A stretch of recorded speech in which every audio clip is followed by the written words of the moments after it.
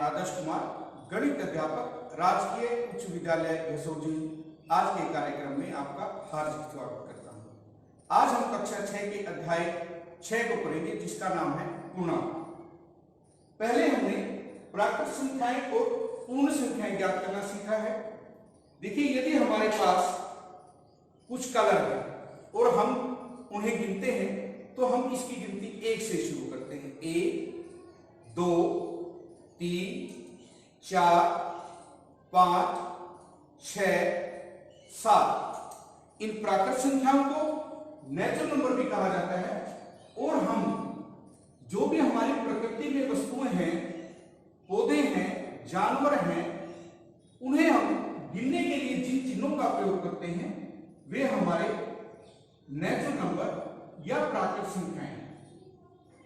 आप इन्हें इस प्रकार लिखते हैं। सबसे छोटी प्राकृत संख्या जो हमारी गिनती जहां से शुरू होती है वो 1 है। हम किसी भी दी हुई प्राकृत संख्या में 1 जोड़कर उससे अगली संख्या को ज्ञात करते हैं। 3 में 1 जोड़ेंगे 4 आएगा, 4 में 1 जोड़ेंगे 5, 5 में 1 जोड़ेंगे 6। इस प्रकार ये अंगगणित है। उसके बाद हमने पूर्ण संख्याओं को पढ़ा था। मेरे पास जो ये कलर है, आपने अभी देखा हमारे पास 7 कलर हैं और ये मैं 7 के 7 कलर किसी को दे दूं तो मेरे पास कितने कलर बचेंगे? आप कहेंगे आपके पास कुछ भी नहीं बचेगा या एक भी कलर नहीं बचेगा।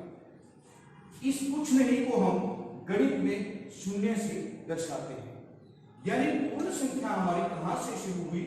वो 0 से शुरू हुई और प्राकृत संख्याओं के साथ इसे हम मिला दें तो हमारी पूर्ण संख्याएं बनती हैं। ये जो संख्याएं हैं ये भी हमें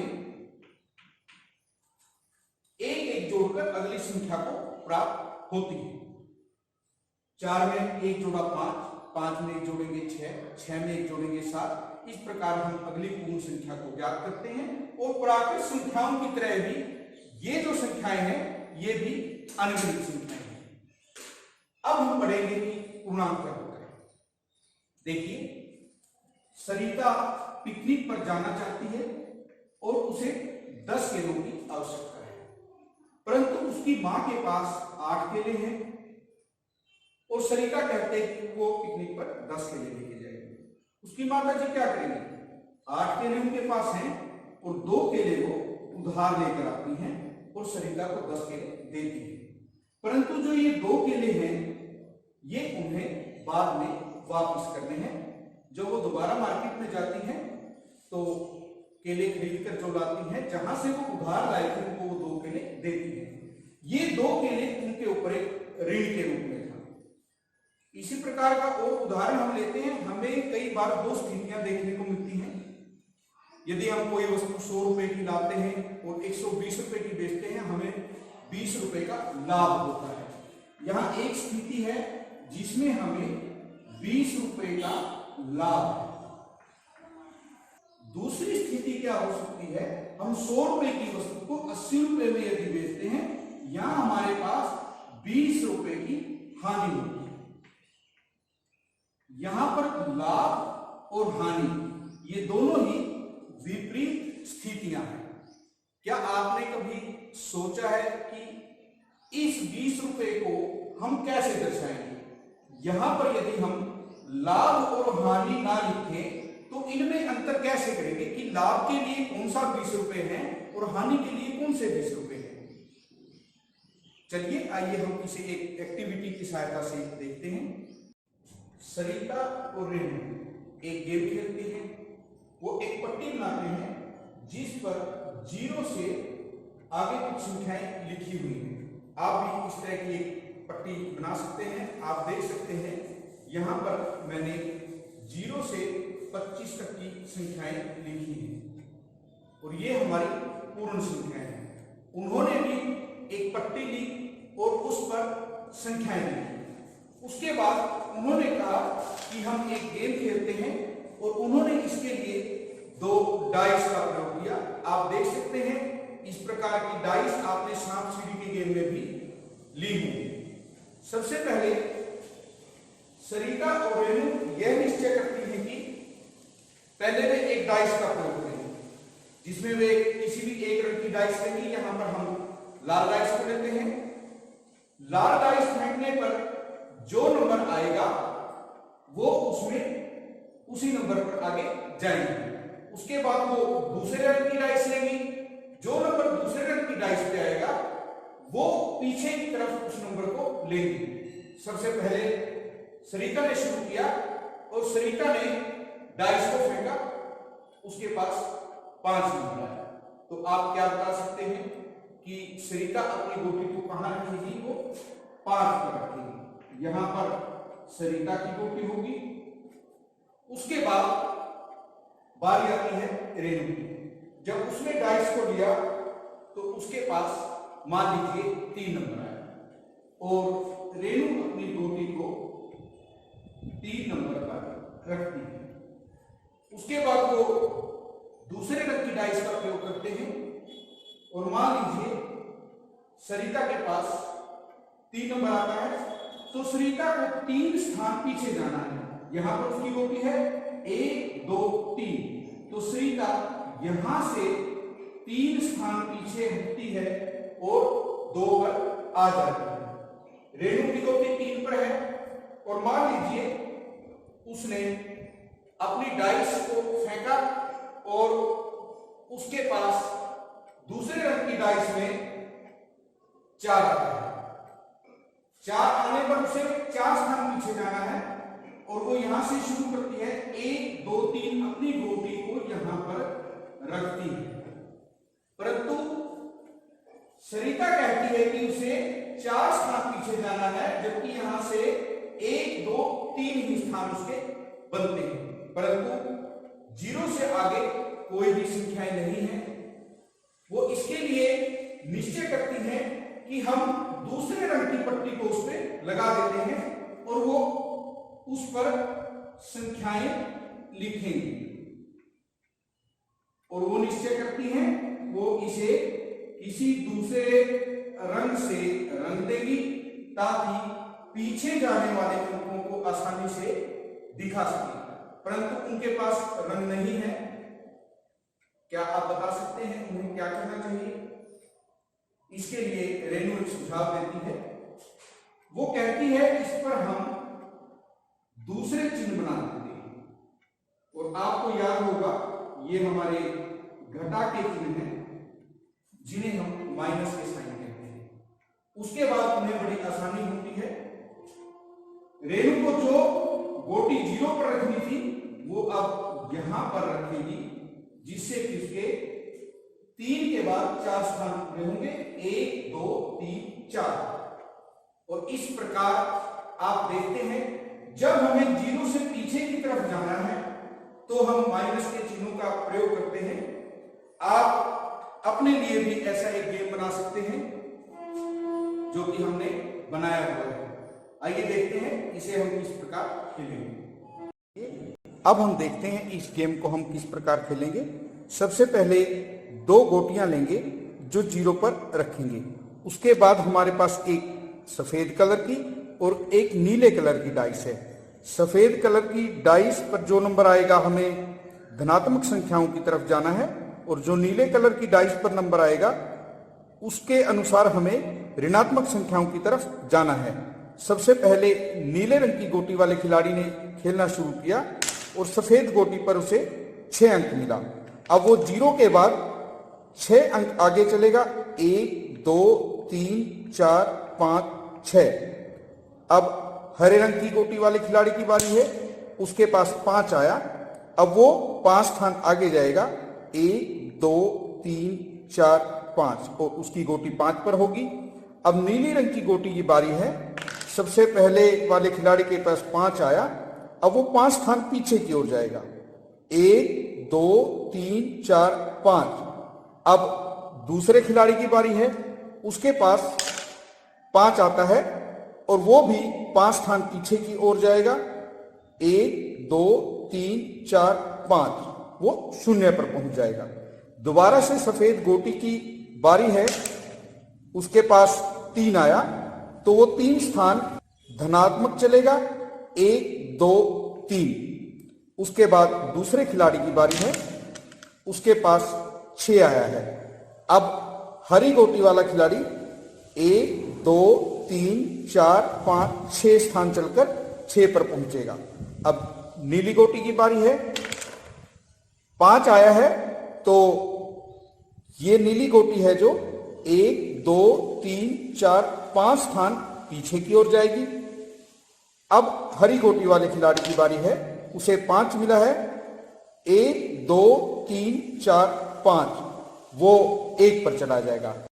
जो भी खिलाड़ी पहले -24 या -24 पर पहुंचेगा वह इस खेल को जीत जाएगा।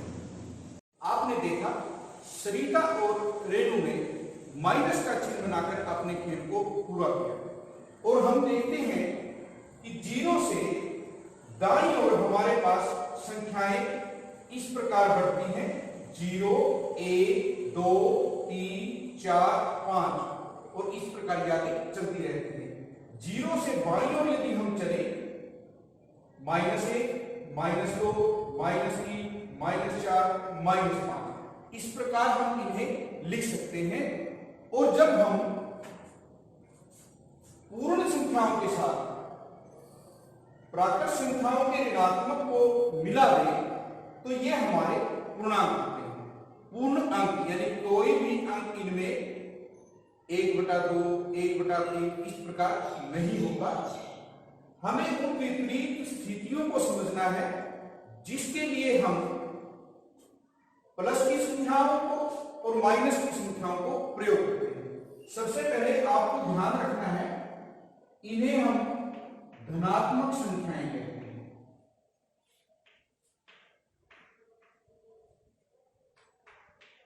और जिन संख्याओं के आगे माइनस का चिन्ह होता है उन्हें हम ऋणात्मक संख्याएं कहते हैं।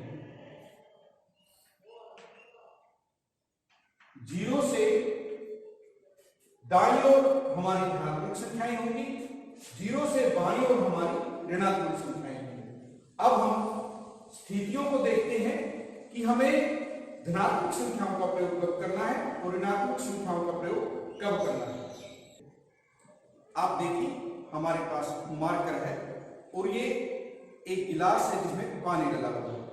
यदि हम मार्कर को गिलास में डालते हैं, मार्कर का कुछ भाग पानी के अंदर है और कुछ भाग पानी के बाहर है।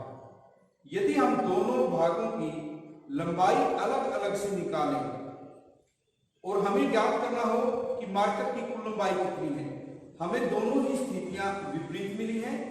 एक भाग में पानी के ऊपर की लंबाई है और एक भाग में पानी के नीचे की लंबाई है।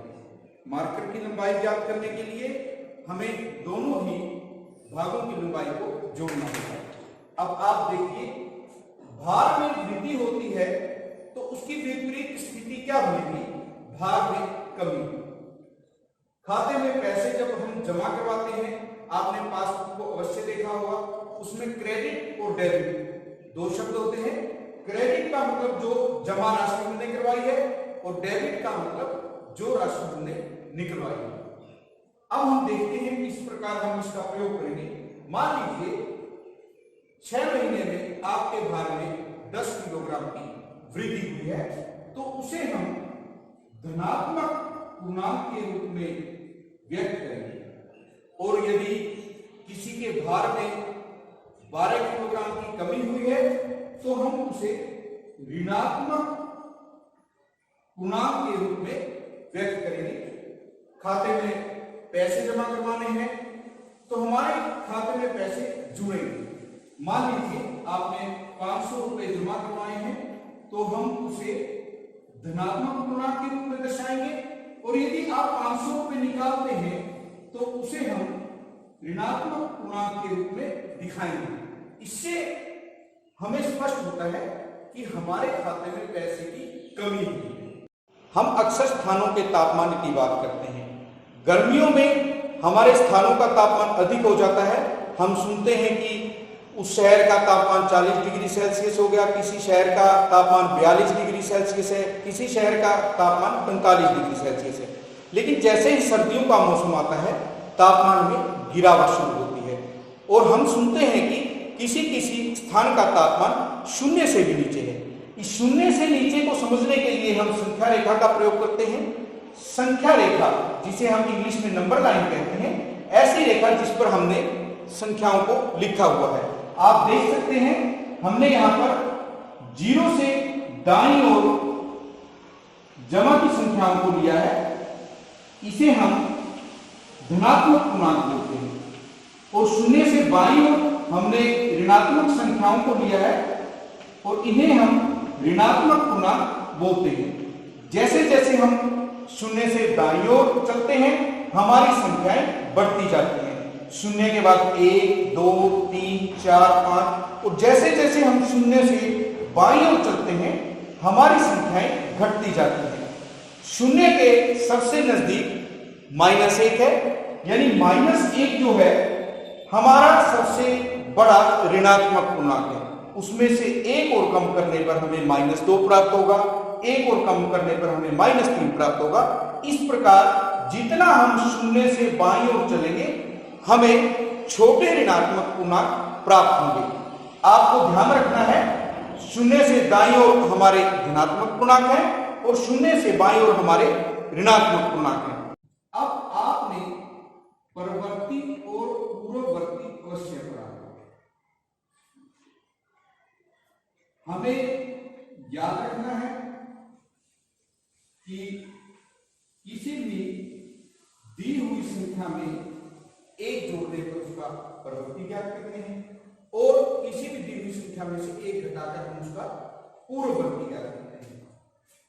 आप यदि एक का परवर्ती ज्ञात करना चाहते हैं तो एक में एक जोड़कर 2 ज्ञात कर सकते हैं।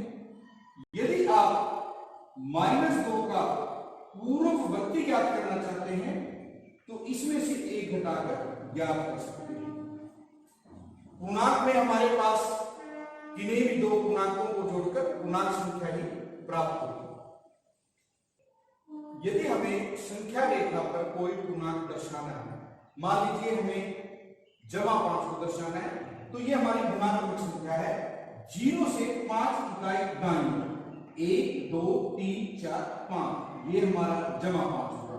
यदि हम इससे आगे की संख्याएं दिखाना चाहते हैं, मान लीजिए हमें जमा 10 दिखाना है, तो 0 से 10 इकाई हम दाईं ओर चलेंगे। हमें -3 दर्शाना है तो हम 0 से बाईं ओर चलेंगे 3 स्थान, 1, 2, 3, तो ये हमारा होगा -3। जो भी संख्या हमें ऋणात्मक रूप में दर्शानी है हम बाईं ओर चलेंगे, और जो धनात्मक रूप से दिखानी है उसके लिए हम दाईं ओर चलेंगे। दिए हुए पूर्णांकों के बीच यदि हमें पूर्णांक बताने हैं तो संख्या रेखा से आप आसानी से इसे ज्ञात कर सकते हैं। 0 और -7 के बीच के सभी पूर्णांक हैं। इसके लिए हम 0 से बाईं ओर अधिक संख्याएं ले लेंगे, क्योंकि हमें ऋणात्मक पूर्णांक की आवश्यकता है, और हम 0 से दाईं तरफ की कम संख्याओं का प्रयोग करते हैं, क्योंकि हमें जिन पूर्णांकों की आवश्यकता है हम उसी के लिए अनुसार संख्या रेखा का प्रयोग करते हैं। सबसे पहले हम देखते हैं 0 यहां है और -7 हमारे पास यहां है। इनके बीच की जो संख्याएं हैं हम यहां से देखें, -1, -2, -3, -4, -5 और -6।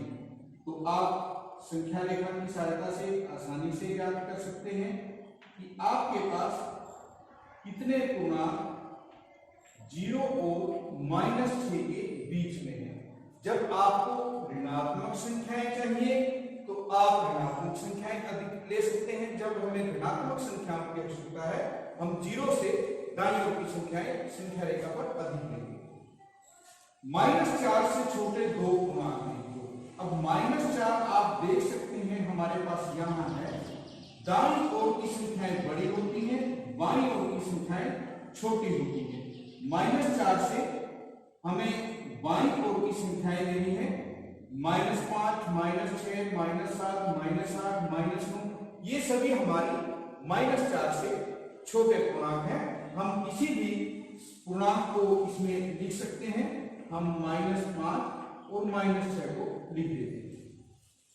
जब हम बड़े पूर्णांकों की बात करते हैं तो आप अब देखिए -2 से बड़े 4 पूर्णांक लिखिए। यहां हमारे पास -2 है, उससे दाईं ओर जो भी हमारे पास पूर्णांक होंगे वो -2 से बड़े होंगे।